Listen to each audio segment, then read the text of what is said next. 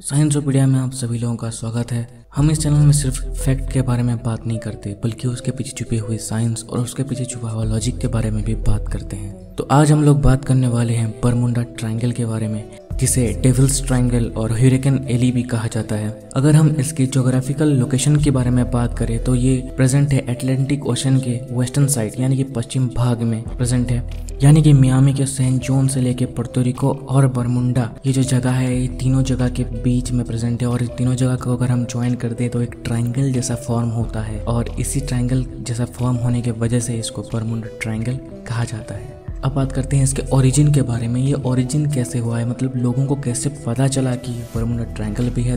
जो पहला आर्टिकल आया था इसके बारे में वो 17 सितंबर 1950 को आया था, जिसका नाम था द मियामी हेरिट, जिसमें बरमुडा ट्रायंगल में हो रहे इंसिडेंट के बारे में छापा गया था। 2 साल के बाद और एक आर्टिकल आया था जिसका नाम था सी मिस्ट्री एट आवर बैकडोर, जिसमें ये बताया गया था कि फ्लाइट 19 गायब हुआ है बरमुडा ट्रायंगल में और यूएस नेवी के कुछ ट्रेनिंग ट्रुप्स भी गायब हो चुके हैं उस जगह पे।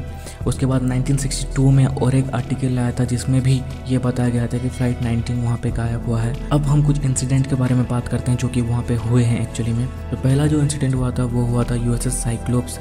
ये एक यूएस नेवी का जहाज था जिस 309 लोग सवार थे, गायब हो गया था 1918 मार्च 4 को। उसके बाद जो सेकंड इंसिडेंट हुआ था वो हुआ था फ्लाइट 19 के साथ, जो कि 1945 दिसंबर 5 को गायब हो गया था। ऐसा माना जाता है कि वो नेविगेशनल एरर की वजह से गायब हो गया था। जब उसे ढूंढने के लिए एक 13 लोगों का रेस्क्यू टीम भेजा गया तो वो टीम भी गायब हो गई थी। तो तीसरा जो इंसिडेंट था वो था स्टार टाइगर एयरक्राफ्ट, जो कि 30 जनवरी 1948 को गायब हो गया था, जो कि ट्रैवल कर रहा था एरोज टू बरमुडा।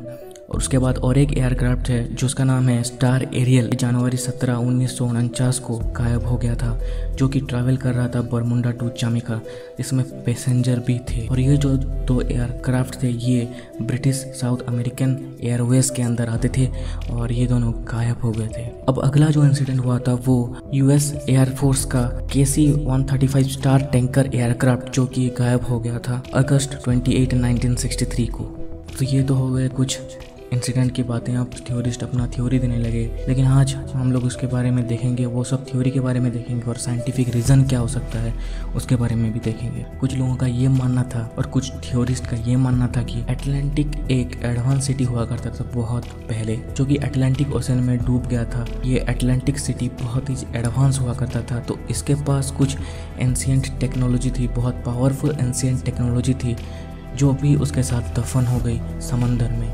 अब लोगों का ये मानना है कि उस पावरफुल एंशिएंट टेक्नोलॉजीज़ की वजह से ही वहाँ पे नेविगेशनल एरर आ रहे थे, जहाज और एयरक्राफ्ट जो है वो वहाँ से गायब हो जा रहे थे। अब जो दूसरा थ्योरी कि वहाँ पे जो मैग्नेटिक फ्रीक्वेंसी वहाँ पे बहुत ज़्यादा है, इसी वजह से वहाँ पे जो कंपास है वो काम नहीं करता और नेविगेशनल एरर आता है, और जिसकी वजह से एयरक्राफ्ट और जहाज जो है नेविगेशन का प्रॉपर नहीं हो पाने की वजह से वो लोग भी गायब हो जाते हैं, वो लोग भी वहाँ पे गुम हो जाते हैं। कुछ कंस्पिरेसी थ्योरीज तो ये भी मानते हैं कि ये जो गायब होने के पीछे एलियंस का हाथ है और वो वहाँ पे लोगों को गायब कर रहे हैं और उन लोगों पे एक्सपेरिमेंट्स कर रहे हैं। पर कुछ लोग ये मानते हैं क्योंकि ये ट्रायंगल सा शेप फॉर्म कर रहा है, तो आप जानते होंगे ट्रायंगल सा शेप रिलेट कर देते हैं वो इल्यूमिनाटी के साथ, और वो लोग मानते हैं कि इल्यूमिनाटी ग्रुप वो ही रेस्पॉन्सिबल है इस सब के पीछे। नेक्स्ट साइंटिफिक थ्योरी के बारे में बात करते हैं। मीथेन हाइड्रेट ये एक नेचुरल गैस है जो कि वाटर के डेंसिटी को कम कर देता है, तो जिसके वजह से कि अगर वहाँ पे कोई शिप फ्लोट कर रहा है तो वो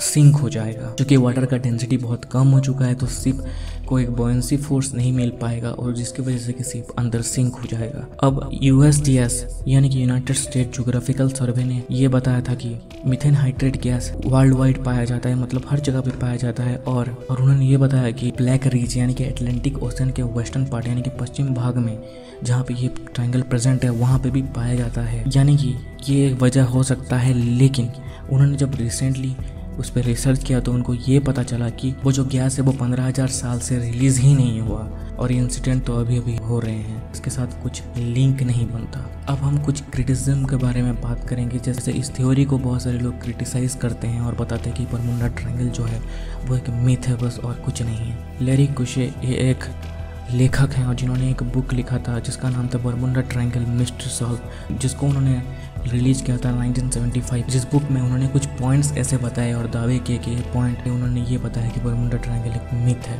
केसेस जो हो रहे हैं वो उतने भी ज़्यादा नहीं हो रहे हैं। अगर हम कंपेयर कर रहे हैं समंदर के कुछ दूसरे भागों में, जैसे बहुत सारे केस होते हैं, तो यहाँ पे इतने केस नहीं हो रहे हैं। और जो केस हो रहे थे वो उन्होंने ये बताया कि यहाँ पे ट्रॉपिकल साइक्लोन आता रहता है, इसी वजह से एक दो नाव जो है वो गायब हो जाते हैं। और उन्होंने ये बताया कि कुछ जो गायब होने का जो केसेस हैं वो कभी हुए ही नहीं हैं। जी हाँ, एक केस आया था 1973 में, प्लेन क्रैश का एक केस आया था जिनमें ये बताया गया था कि बरमुडा ट्रायंगल में एक प्लेन क्रैश हो गया है। तो उसके बारे में जब पता लगाया गया तो वो प्लेन कभी टेक ऑफ किया ही नहीं था, मतलब वो प्लेन सही सलामत था, उसका कभी क्रैश हुआ ही नहीं था। ये एक बस एक मिथ फैला गया था। इसके बारे में बहुत सारे थ्योरी बनाने लगे और गलत थ्योरी बताने लगे, लोगों को गलत थ्योरी पहुंचाने लगे, जिसकी वजह से लोगों के बीच में हाइप क्रिएट किया गया था, जिसकी वजह से लोगों के बीच में एक डर बैठ गया इसके ऊपर। और 2013 में the world wide fund of nature ने एक रिसर्च किया, एक सर्वे किया, और उन्होंने